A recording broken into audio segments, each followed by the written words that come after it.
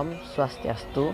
Perkenalkan, nama saya Muhammad Tacan Alejandro, nomor absen 30 dari kelas 10 RPL 3. Dalam tugas sejarah Indonesia ini, saya akan menulis cerita tentang legenda berdirinya Candi Prambanan.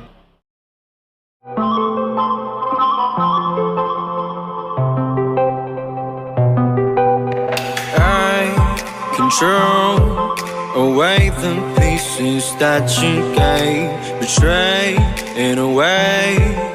Often I'm stuck on my back. How could you do this? We've been through this for a while. Once secure, now it's just gone. Hold me not, give me back my mind. My thoughts that you're taking, stop me to care. Could the night have you on? She gave me a lesson not to go tonight, but I already.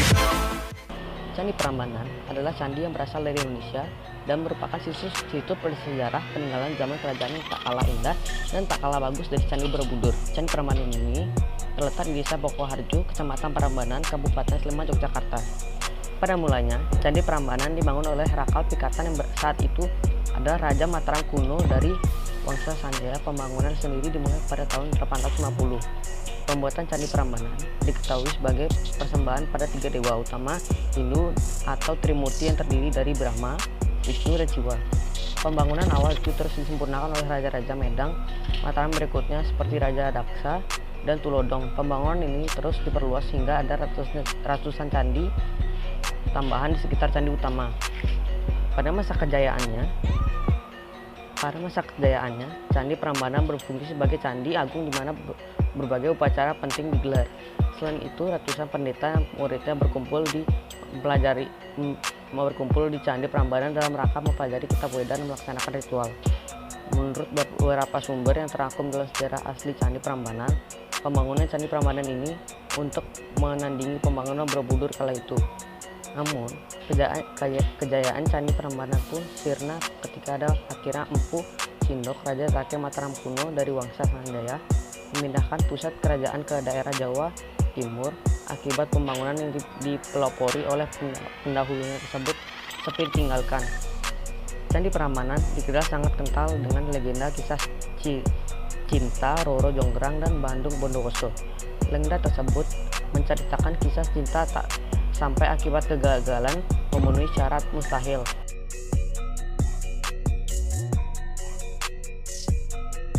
Semua berawal saat itu kala ada sebuah kerajaan bernama Prambanan yang rakyatnya hidup tentram. Namun suatu hari kerajaan Prambanan diserang oleh Pengging, ketentraman pun terganggu. Kerajaan Pengging ternyata memiliki seorang pangeran sakti Mandraguna bernama Bandung Bondowoso. Saking saktinya, Bandung Bondowoso bahkan memiliki pasukan dan jenis menyerang Prambanan dan memiliki pasukan dari jenis jin menyerang Prambanan. Prambanan yang tak punya persiapan apapun akhirnya kalang kabut akibat dan tak berhasil menyelamatkan wilayahnya. Raja bahkan turun berperang secara langsung memimpin pasukan Prambanan pun tewas dalam peperangan tersebut. Usai perangan berakhir, Bandung Bondowoso menempati istana Prambanan. Singkat cerita, Bandung Bondowoso kemudian jatuh cinta pada putri negeri Prambanan Roro Jonggrang karena kecantikannya. Bandung Bondowoso pun meminang untuk Roro Jonggrang sebagai istrinya. Namun, pernyataan Bandung Bondowoso itu justru membuat Roro Jonggrang bimbang karena dipinang oleh orang yang membunuh sang ayah saat peperangan. Roro Jonggrang pun mendapatkan ide agar Bandung Bondowoso gagal menikahinya. Roro Jonggrang akhirnya mengajukan sebuah syarat berat pada Bandung Bondowoso. Ia meminta dibangunkan 1000 candi dalam 2 buah sumur dalam satu malam. Bandung Bondowoso yang mendengar syarat itu pun menyanggupinya. Ia merasa percaya diri karena memiliki bala tentara jin. Pada malam hari, Bandung Bondowoso pun mengumpulkan bala tentaranya dan memerintahkan mereka untuk membuat permintaan Roro Jonggrang. Bala tentara itu melakukan pekerjaan dengan sangat cepat. Mengetahui itu, Roro Jonggrang pun panik dan mencari ide lain untuk menggagalkan Bandung Bondowoso.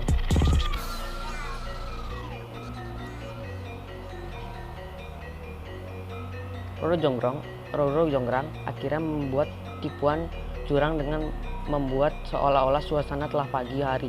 Ia mengumpulkan para dayang agar membakar jerami dan menyembunyikan lesung dan menaburkan bunga agar berbau wangi. Bau wangi dari bunga itulah yang kemudian membuat ayam berkokok dan semakin meyakinkan suasana telah pagi. Langit yang terlihat kemerahan akibat bakaran jerami, bunyi lesung, dan ayam berkokok pun membuat bala tentara Bandung Bondowoso pergi karena menyangka telah pagi. Melihat kepergian bala tentara Bandung Bondowoso pun marah, namun Bandung Bondowoso tak lagi didengar dan bala tentara tetap pergi. Bandung Bondowoso pun gagal memenuhi syarat. Roro Jonggrang melihat hal tersebut. Roro Jonggrang pun bahagia dan mengatakan jika Bandung Bondowoso gagal memenuhi syaratnya. Mendengar ucapan Roro Jonggrang, Bandung Bondowoso semakin marah karena merasa dicurangi.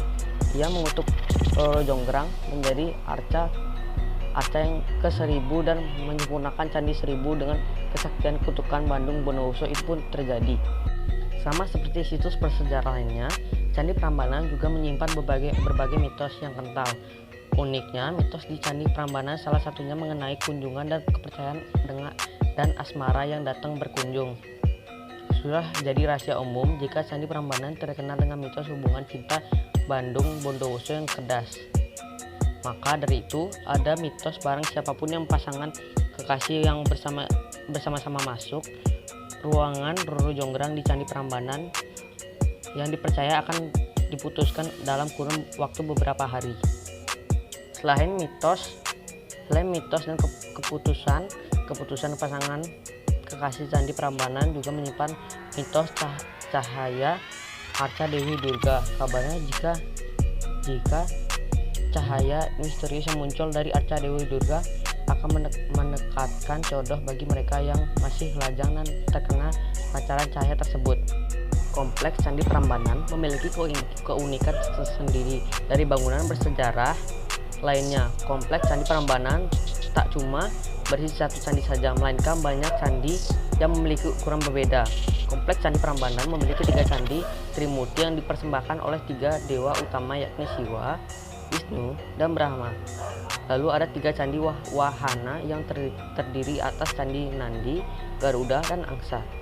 Kemudian ada 2 candi Apit yang terletak di barisan candi Trimurti dan Wahana.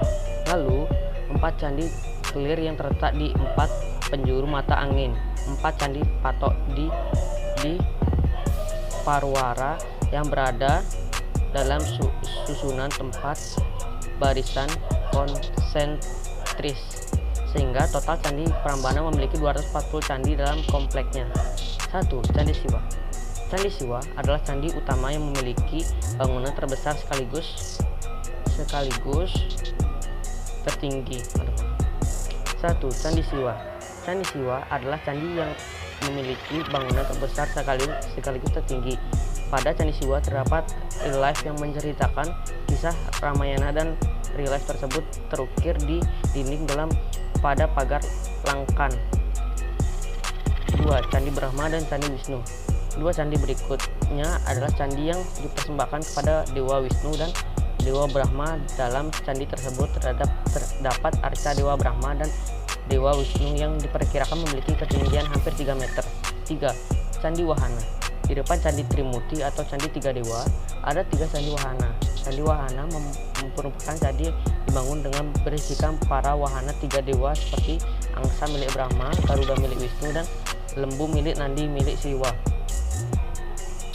Candi Apit, Candi Kelir, dan Candi Patok.